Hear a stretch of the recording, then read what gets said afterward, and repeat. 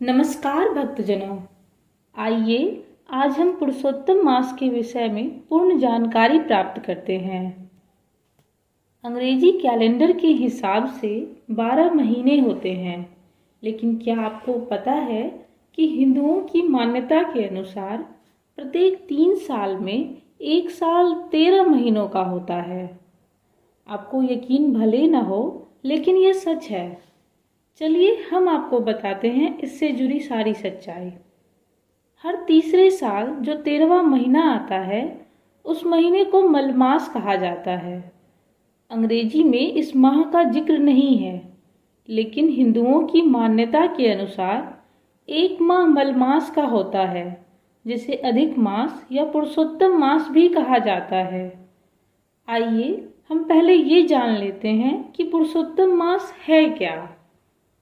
ज्योतिष शास्त्र के अनुसार जिस मास में अमावस्या से अमावस्या के बीच में कोई संक्रांति न पड़े, उसे अधिक मास कहते हैं। संक्रांति का अर्थ सूर्य का राशि परिवर्तन से है। ज्योतिषीय गणना के अनुसार एक सौर वर्ष 365 दिन 6 घंटे व 11 मिनट का होता है तथा एक चंद्र वर्ष 354 दिन तथा 9 घंटे का माना जाता है। सौर वर्ष और चंद्र वर्ष की गणना को बराबर करने के लिए ही अधिक मास की उत्पत्ति हुई।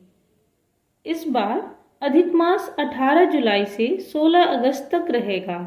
ज्योतिष गणना के अनुसार सावन में अधिक मास का यह संयोग पूरे 19 साल बाद बना है। अधिक मास में मांगलिक कार्य तो वर्जित रहते हैं, लेकिन भगवान की आराधना, जप तप, तीर्थ यात्रा का विशेष महत्व है। इसमें विष्णु जी की आराधना बेहद फलदायी होती है। जो जातक पूर्ण श्रद्धा और विश्वास से उपवास, पूजा पाठ व दान कर्म करता है, उसे पुण्य की प्राप्ति तथा कष्टों से मुक्ति मिलती है। शास्त्रों के अनुसार मास प्रारंभ के समय भगवान विष्णु की आराधना लाल चंदन, लाल फूल और अक्षत सहित पूजन करना चाहिए। भगवान को घी, गुड़ और गेहूं के आटे से मीठे पुए बनाकर कांस्य के पात्र में फल, फूल, दक्षिणा, वस्त्र के साथ भोग लगाकर दान करना चाहिए। धर्म ग्रंथों के अनुसार अधिक मास में शुभ कार्यों को वर्जित कहा गया है, जैसे नामकरण, गृह प्रवेश, जनेऊ संस्कार, मुंडन, विवाह, नववधू प्रवेश, गाड़ी खरीदना, नींव पूजन आदि। इस माह तामसिक भोजन से भी बचना चाहिए, जैसे मांस, मदिरा, लहसुन, प्याज आदि। इस मास में वार्षिक श्राद्ध, मृत्यु तुल्य कष्ट से मुक्ति पाने के लिए रुद्राभिषेक, गर्भधान संस्कार, दान जप, पुंसवन संस्कार व सीमांत संस्कार आदि किए जा सकते हैं। इस मास में भूमि पर शयन करना चाहिए तथा सादा और सात्विक भोजन ग्रहण करना चाहिए। पौराणिक भारतीय ग्रंथ वायु पुराण के अनुसार मगध सम्राट बसु द्वारा बिहार के राजगीर में वाजपेयी यज्ञ कराया गया था। उस यज्ञ में राजा बसु के पितामह ब्रह्मा सहित सभी देवी देवता राजगीर पधारे थे। यज्ञ में पवित्र नदियों तथा तीर्थों के जल की जरूरत पड़ी थी। कहा जाता है कि ब्रह्मा के आवाहन पर ही अग्निकुंड से विभिन्न तीर्थों का जल प्रकट हुआ था। उस यज्ञ का अग्निकुंड ही आज का ब्रह्मकुंड राजगीर में है। उस यज्ञ में बड़ी संख्या में ऋषि महर्षि भी आए थे। पुरुषोत्तम मास सर्वोत्तम मास में यहाँ अर्थ, धर्म, काम और मोक्ष की प्राप्ति की महिमा है। किंवदंती है कि भगवान ब्रह्मा ने राजा हिरण्यकश्यप से वरदान मांगा था कि रात दिन, सुबह शाम और उनके द्वारा बनाए गए 12 मास में से किसी भी मास में उनकी मौत न हो। इस वरदान को देने के बाद जब ब्रह्मा को अपनी भूल का एहसास हुआ, तब वे भगवान विष्णु के पास गए। भगवान विष्णु ने विचारोपरांत हिरण्यकश्यप के अंत के लिए 13वें महीने का निर्माण किया। धार्मिक मान्यता है कि इस अतिरिक्त एक महीने को मलमास या अधिक मास कहा जाता है। वायु पुराण एवं अग्नि पुराण के अनुसार इस अवधि में सभी देवी देवता यहाँ आकर वास करते हैं।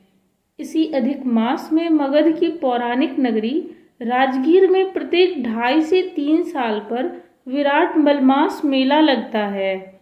इस माह में लाखों श्रद्धालु पवित्र नदियों प्राची, सरस्वती और वैतरणी के अलावा गर्म जल कुंडों, ब्रह्म कुंड, सप्तधारा, मार्कंडेय कुंड, गंगा यमुना कुंड, काशीधारा कुंड, अनंत ऋषि कुंड, सूर्य कुंड, राम लक्ष्मण कुंड, सीता कुंड, गौड़ी कुंड और नानक कुंड में स्नान कर भगवान लक्ष्मी नारायण मंदिर में आराधना करते हैं। वर्ष भर इन कुंडों में निरंतर उष्ण जल गिरता रहता है। इस जल का स्रोत अज्ञात है। इस माह विष्णु पुराण ज्ञान यज्ञ का आयोजन करके सच्चित व आनंद की प्राप्ति की जा सकती है। आइए अब हम पुरुषोत्तम मास के उत्पत्ति की कथा सुनते हैं। प्रत्येक राशि, नक्षत्र, करण व चैत्रादि 12 मासों के सभी के स्वामी हैं, परंतु मलमास का कोई स्वामी नहीं है।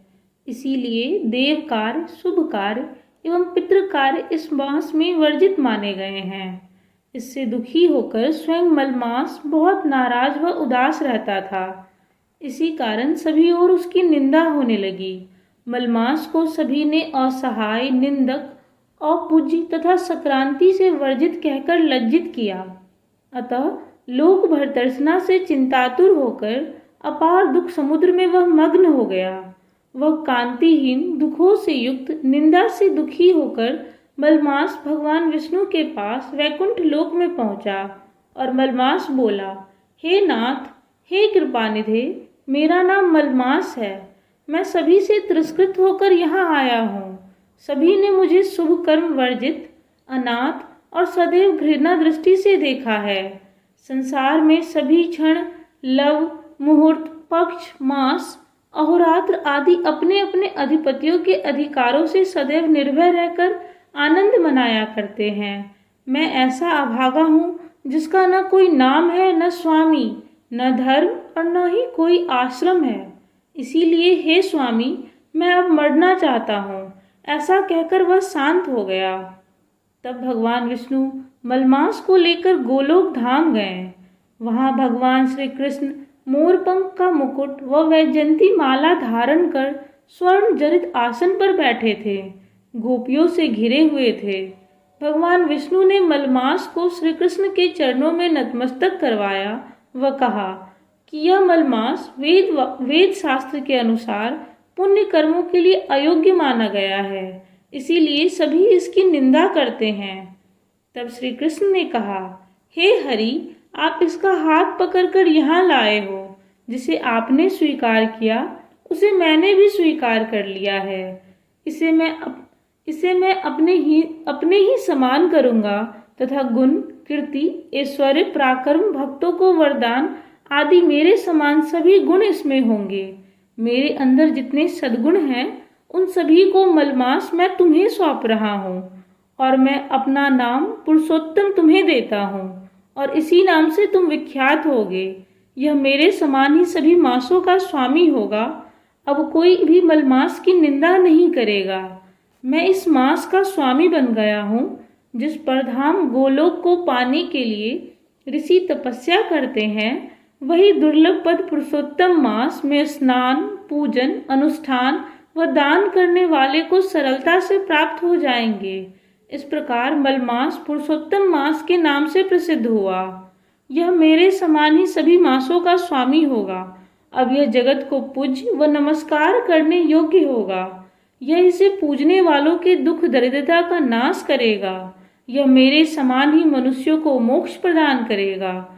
जो कोई इच्छा रहित या इच्छा वाला इसे पूजेगा, वह अपने किए कर्मों को भस्म करके निसंशय मुझको प्राप्त करेगा।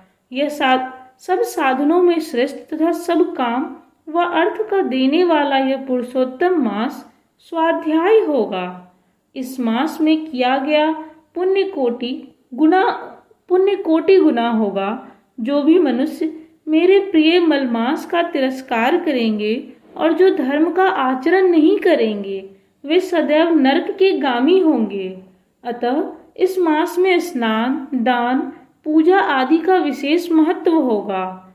इसीलिए हे रमापते, आप पुरुषोत्तम मास को लेकर बैकुंठ को जाइए। इस प्रकार बैकुंठ में स्थित होकर यह अत्यंत आनंद करने लगा तथा भगवान के साथ विभिन्न क्रीड़ाओं में मग्न हो गया। इस प्रकार श्री कृष्ण से मन से प्रसन्न होकर मलमास को 12 मासों में श्रेष्ठ बना दिया तथा वह सभी का पूजनीय बन गया।